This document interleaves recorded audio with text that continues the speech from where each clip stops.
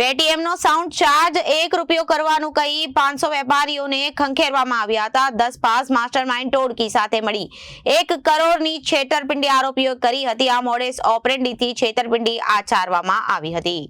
અમદાવાદમાં આ ઘટના બની હતી, જો કે પોલીસે આરોપીઓને પકડી કાયદેસરની કાર્યવાહી હાથ ધરી છે।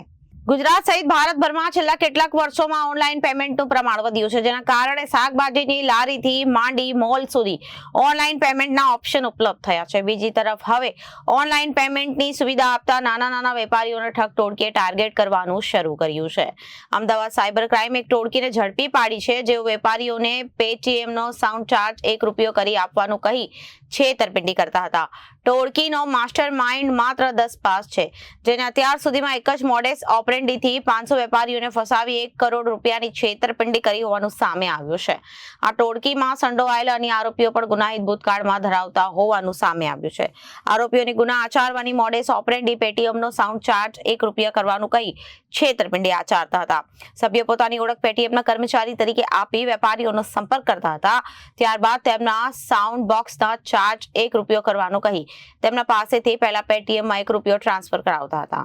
અમદાવાદ સાયબર ક્રાઇમ ખાતે એક જે સિનિયર સિટીઝન છે દુકાનદાર, એમને એક ફરિયાદ નોંધાવેલી હતી ડિસેમ્બરના મહિનામાં, કે જેમાં જે ફરિયાદી છે એમની દુકાને 2 અજાણ્યા વ્યક્તિઓ આવેલા હતા। એમને પોતે પેટીએમના અધિકારી હોવાની પહેલા ઓળખ આપી હતી અને એમને જે પેટીએમનું જે સાઉન્ડ બોક્સ યુઝ કરતા હોય છે, એમનો જે મંથલી ચાર્જ છે એ ₹98 થી ઓછો કરવા માટે ₹1 થઈ ગયો છે એવી સ્કીમ આપી એમને કહ્યું હતું કે આપ આપના અકાઉન્ટમાંથી એક પોતાના જે મર્ચન્ટ અકાઉન્ટમાં ₹1નું ટ્રાન્ઝેક્શન કરશો અને પછી અમે જો પેટીએમને મેલ કરશું તો એ આપનો ચાર્જ ઘટી જશે। આવું કહીને જ્યારે આ ગેંગ છે એ આવા કોઈ બી વિક્ટીમ હોય એ જ્યારે બી એવું ટ્રાન્ઝેક્શન કરવા માટે પોતાના પાસવર્ડનો યુઝ કરે છે એ જોઈ લેતા હોય છે અને પછી અમારા જે વિક્ટીમ હતા એમની પાસેથી એમને કીધું હતું કે આપનું એક ડેબિટ કાર્ડ ઇસ્યુ કરાવવાનું રહેશે આના માટે। એટલે પહેલા એમના મોબાઈલનો યુઝ કરીને એમનું એક ડેબિટ કાર્ડ ઇસ્યુ કરાવેલું હતું। 7 દિવસ બાદ આ જ બંને જણા ત્યાં જઈને એમના ડેબિટ કાર્ડમાં પેટીએમમાં મેલ કરવાનો છે એવું કહીને જે પહેલા એમને પાસવર્ડ નોંધી રાખેલો હતો એ યુઝ કરીને જે વિક્ટીમ છે એમની સાથે 6 લાખની ધોખાધડી કરેલી હતી અને આ 6 લાખ એમને 2 અલગ અકાઉન્ટમાં જમા કરાવેલા હતા। તો એ ગુનાની તપાસમાં